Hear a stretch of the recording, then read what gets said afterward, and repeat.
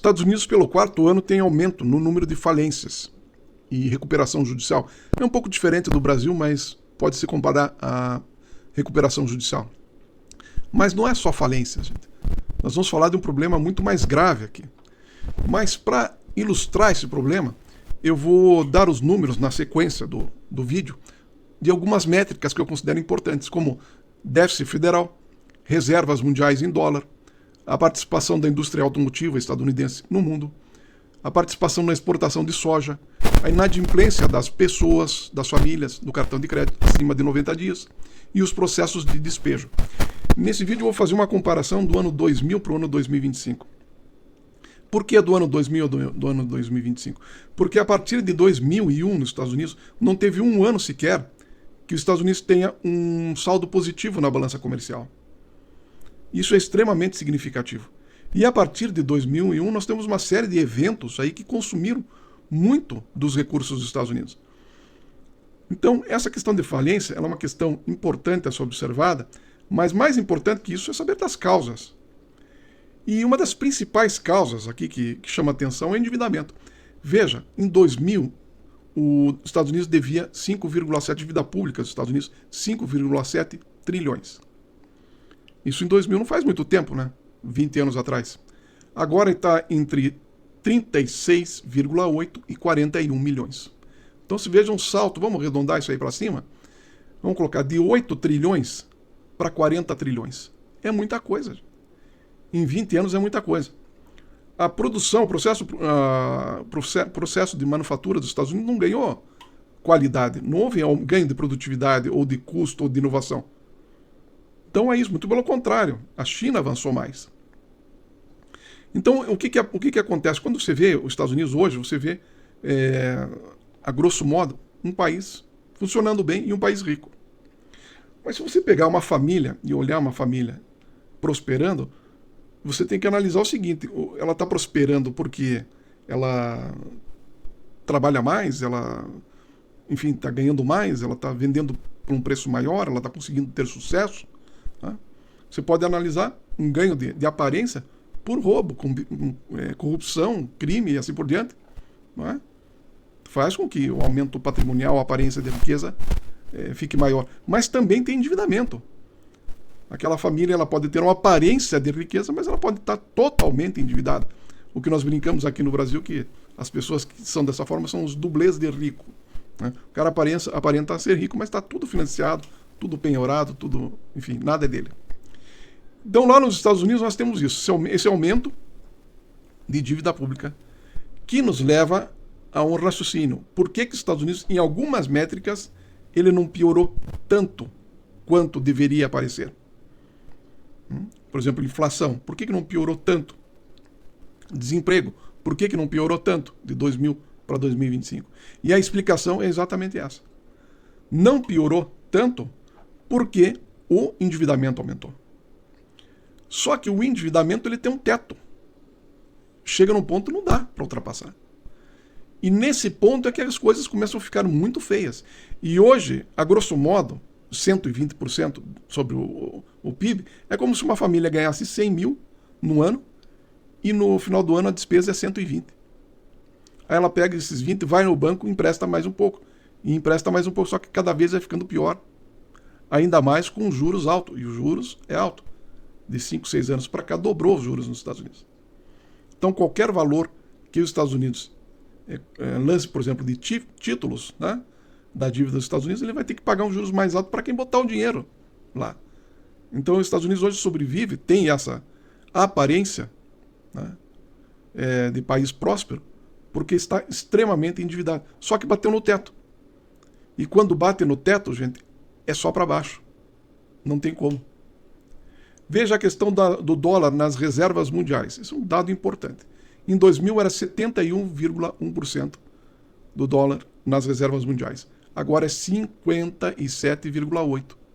De 71, vamos arredondar, 71, baixou para 58%. E está acontecendo sistematicamente. Por quê? Porque antes você precisava de dólar para tudo. Você precisava de dólar para comprar o petróleo.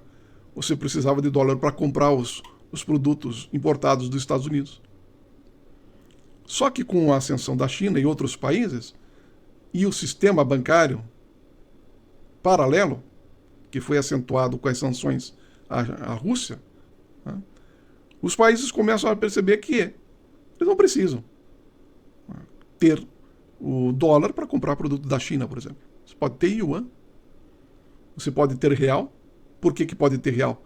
Porque o Brasil exporta muito para a China. Então, o real para eles vale saca de soja, café, suco de laranja e assim por diante. O real para eles tem valor. E com isso, com essa mudança toda, o dólar foi caindo, foi despencando. Foi sendo menos utilizado. E daí quando eu digo que uma das formas de você mostrar uma aparência de prosperidade para uma população, né, para os seus vizinhos, sua comunidade é. Então lá eu falei de produtividade, falei de corrupção, de crime, de roubo e falei de empréstimo. Dentro desse conjunto crime e corrupção, que é uma desvantagem absolutamente ilícita, você vê que os Estados Unidos, quando obrigou os países do Golfo a vender somente em dólar, ele obteve essa vantagem ilícita e essa desvantagem dos outros povos, das outras nações. E usou isso usando arma, porque colocou bases militares no Golfo para controlar isso. Então veja que o crescimento dos Estados Unidos, e que agora está numa situação extremamente ruim, né, as métricas estão principalmente em endividamento, foi construído em cima de coerção militar, controle do dólar, petrodólar, para que os outros tivessem que trabalhar, conquistar o dólar para pagar um barril de petróleo. Vantagens indevidas e endividamento. O assunto é tão sério, gente, que veja bem. Os Estados Unidos está com 120% da dívida em relação ao PIB. Mesmo explorando, mesmo roubando e mesmo se endividando. Então imagine. Você com toda a... É sinal de quê?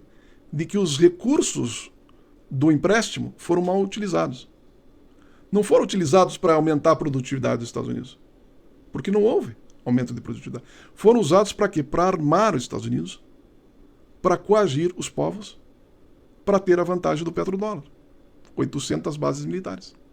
E isso que falhou. Isso falhou. Totalmente. Porque eu volto a dizer, antes os países precisavam ter o dólar para comprar o petróleo e para comprar os produtos. Agora não mais. Ainda precisam? Ainda, mas não tanto. E cada vez vai ser menos. Então é essa a questão. Agora veja bem como que isso se reflete. Participação da indústria automotiva mundial. Em 2000, 24% a participação das indústrias estadunidenses. Das fábricas, né? GM, Ford e assim por diante. Agora, em 2025, a participação é 9%. Então isso demonstra claramente como o dinheiro que foi emprestado, esses 41 trilhões, foi mal empregado. Ele foi usado para sustentar guerras, ele foi para sustentar uma vida de luxo da elite estadunidense. Não foi usado para ganho de produtividade, para inovação e assim por diante, não. Inovação, medida por um instituto australiano, de 44 áreas de inovação, hoje a China é superior aos Estados Unidos em 37 áreas. Então, por exemplo, não fez bom uso desse dinheiro. Foi usado principalmente na indústria militar.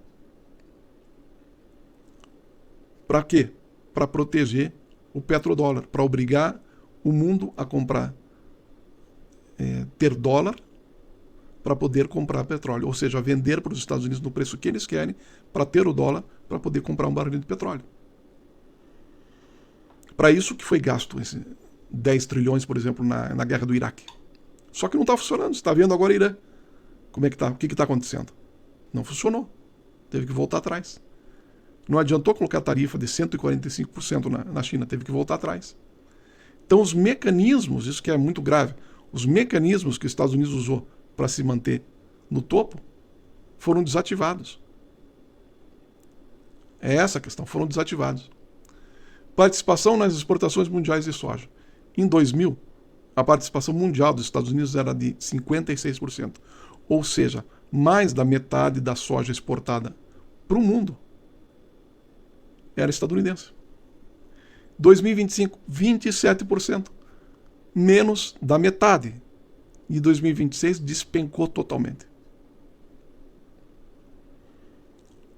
Então, olha o tamanho do problema, gente.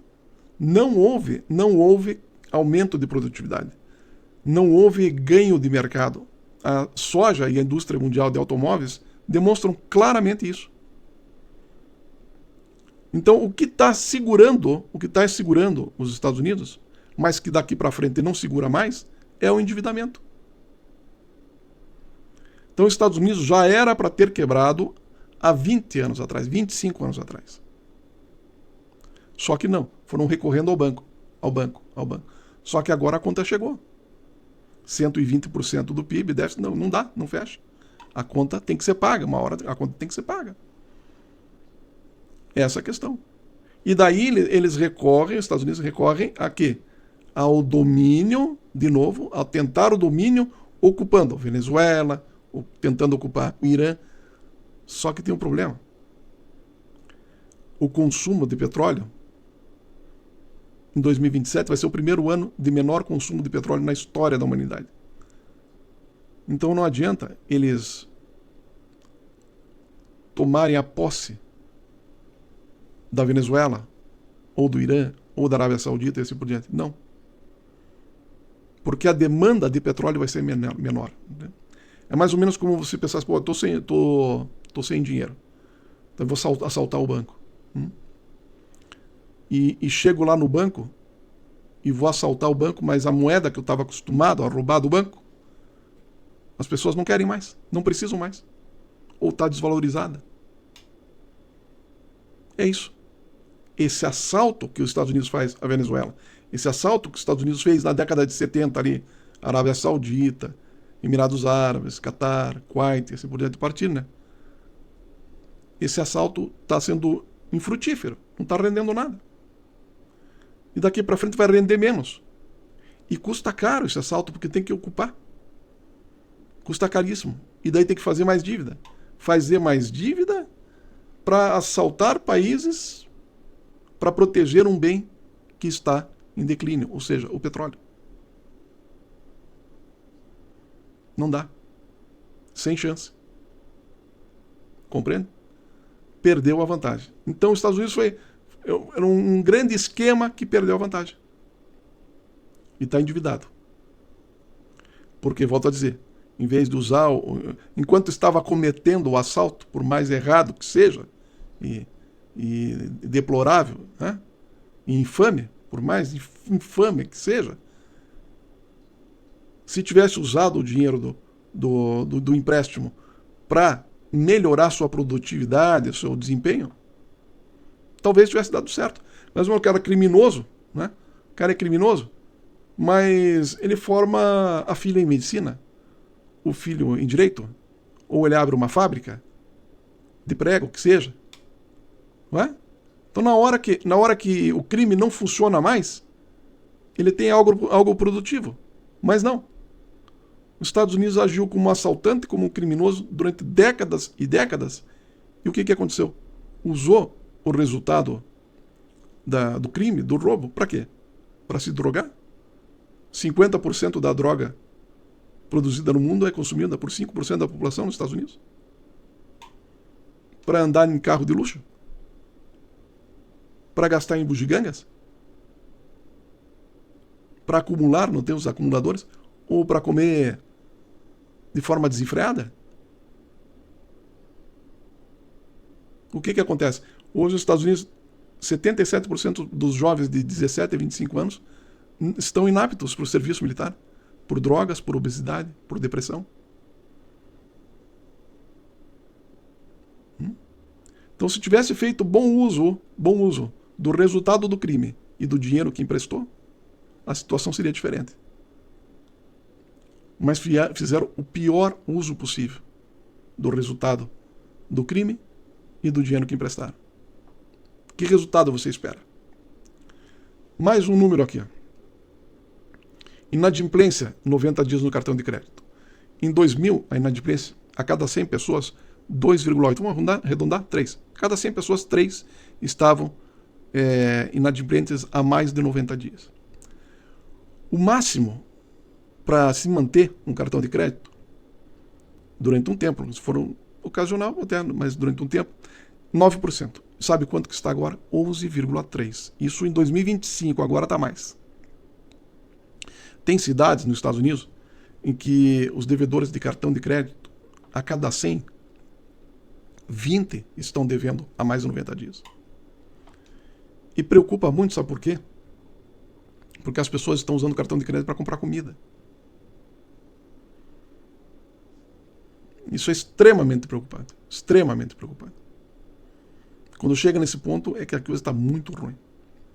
E daí você vê que as pessoas em risco, insegurança alimentar, aumentaram de 5% para uns 11%. Mas isso de 2024 para 2025. E nessa projeção, em 2027, 25% da população vai ter insegurança alimentar. E a população em insegurança alimentar, estatisticamente, ela representa 30%, 33%, um terço dos pobres. O que leva a um raciocínio absolutamente lógico. Em 2027, 75% da população dos Estados Unidos vai estar na faixa de pobreza. 75%. É isso que o Donald Trump se referiu quando ele disse assim: se perdermos essa guerra, e perderam, contra a guerra contra a desdolarização, contra o petrodólar, o lastro do petrodólar, enfim, essa guerra foi perdida, já está perdida. A guerra das tarifas, perdida. Ele disse: seremos um país do terceiro mundo. E é exatamente isso que vai ser. É exatamente isso que vai ser. Então a derrocada é absurda, gente, é absurda.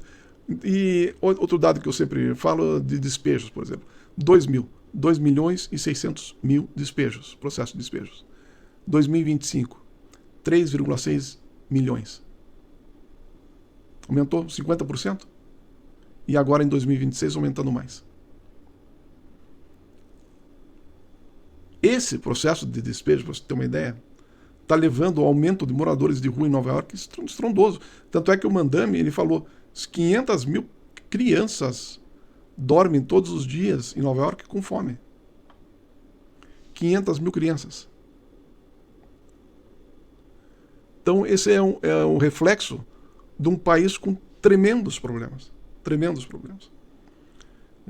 E esse número crescente de falências, ele é apenas um sintoma de um problema muito mais grave. Que eu volto a dizer, os Estados Unidos se endividou e fez mau uso da dívida. Os Estados Unidos roubou do mundo e fez péssimo uso do resultado do roubo. Resultado, os Estados Unidos não é mais o berço da inovação, o próprio Elon Musk falou que agora é a China. Os Estados Unidos têm salários altíssimos, os Estados Unidos não conseguem exportar seus produtos, como carros e a soja, ou seja, a notícia é bem ruim. Está em franco declínio. Pessoal, se você quer mais informações, seja assinante do canal. Se você quer apoiar o canal, tem um Pix aqui, pixodizimista@gmail.com. Um abraço, até a próxima.